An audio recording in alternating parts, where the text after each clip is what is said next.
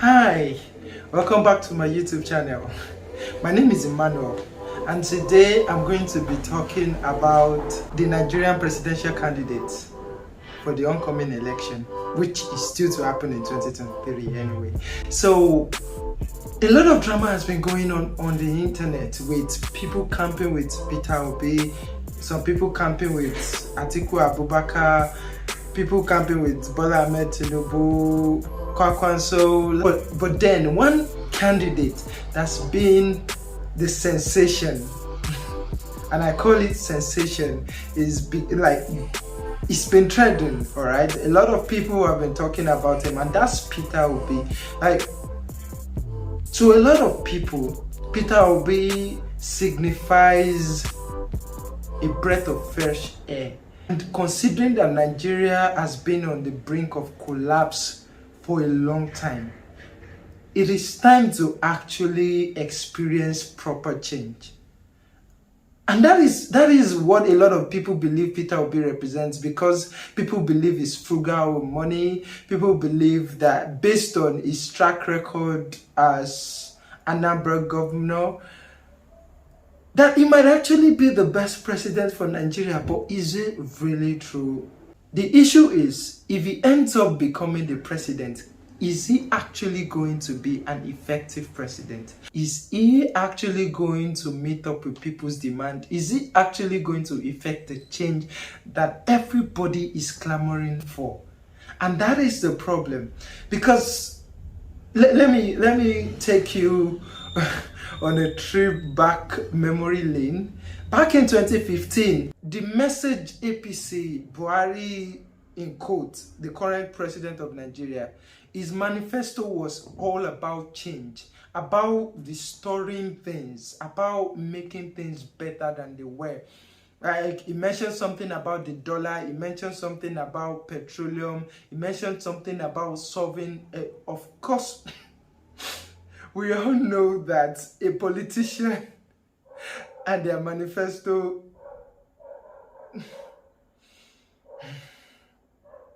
it's about the lies, all right? It's about the lies. And the fact that we've seen it happen firsthand, the fact that 2015 to 2019, we didn't experience the change they promised. And 2019, it's been 3 years. This is 2022. And a lot of things have taken a downturn. Security is in shambles. The economy is in shambles. Nothing seems to be working, and people actually want a president that knows exactly what to do to solve the problem we're facing. So yeah, let's talk about why Peter Obi might not be the best president. Now, in every government, all right, there are at least three arms. You have the legislative, you have the judiciary, and you have the executive. And since Nigeria is using the presidential system, we have something called the separation of power, where the people in the legislative chamber, which is the House of Rep, and the Senate, they're the ones that set the law, all right?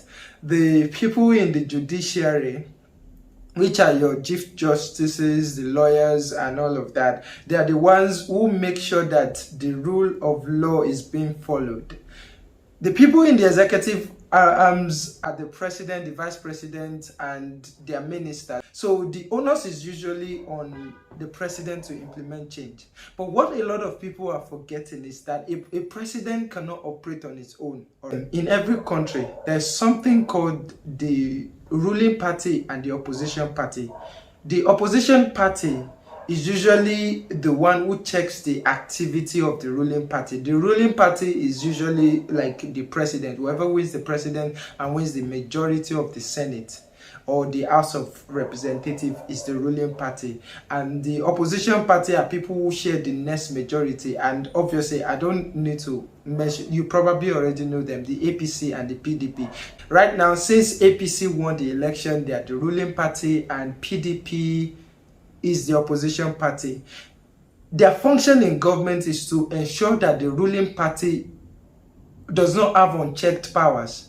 All right, like everything they do, there's always somebody to keep them in check. The bottom line is, if since Peter Obi is running on the Labour Party is not even a ruling party, and it's not even in the opposition. All right, it's a minority party, and that's exactly why a lot of people are saying, oh, they don't have structure. All right, because they feel like, okay, if you're going to build a party to the point where it's strong enough to be opposition, then you need to have enough people in the Senate. Now, Peter Obi is running on the Labour Party platform. Is going to, let's now assume he becomes the president. He's going to have 2 oppositions to deal with in the Senate, which means if he decides to bring in laws, or he decides to make recommendations, or he decides to make something, if the House of Assembly or the Senate wants to frustrate his effort, they are going to frustrate it because it's not going to get anything passed. That's where they have something called the executive order. The executive order is some sort of veto power the president has, like, to enforce certain rules. They can make certain commands and all of that. But at the end of the day, there's still the judiciary to make sure that whatever the president is saying, whatever rule is giving out, conforms to the constitution. All right. So the frustration is more about having to deal with a Senate chamber, or having to deal with the House of Representatives, who are obviously representatives of the people, getting any law passed or getting any of those innovative ideas passed. Now, at the end of the day, if Peter Obi cannot get the House of Representatives or the Senate on his side, he's going to have issues with his governance. It's not going to work. Nobody is going to listen to him. He's not going to get any rules passed or any ideas passed. Eventually, he's going to send list, or he's going to send his budget to the Senate, and they're not going to approve it. He's going to send the name of ministers, and then they're going to vet it, and they're going to send the names out. He's going to try to appoint people in places of power, and they're going to frustrate his effort. Now, to be honest, there are ways around it, all right? Because sometimes when a president is riding on the goodwill of the people, the Senate and the House of Rep might not have any choice but to conform with what the people want, considering they are actually representatives of the people, all right? So at the end of the day, everything I say is valid, all right? But it's not a reason for you not to vote for Peter Obi, because at the end of the day, you people have the power. You are the ones that elect this House of Rep member, these senators into the House. They are obligated to do your will. And here's what brings me to Bola Ahmed Tinubu's presidency. To be honest, and I know this is not a popular opinion, barring his health, or bearing his stamina, or bearing his age, I am telling you, Bola Ahmed Tinubu would have been the most influential president ever. And the reason I'm saying this is that he was the godfather. He's literally responsible for putting a lot of people in power.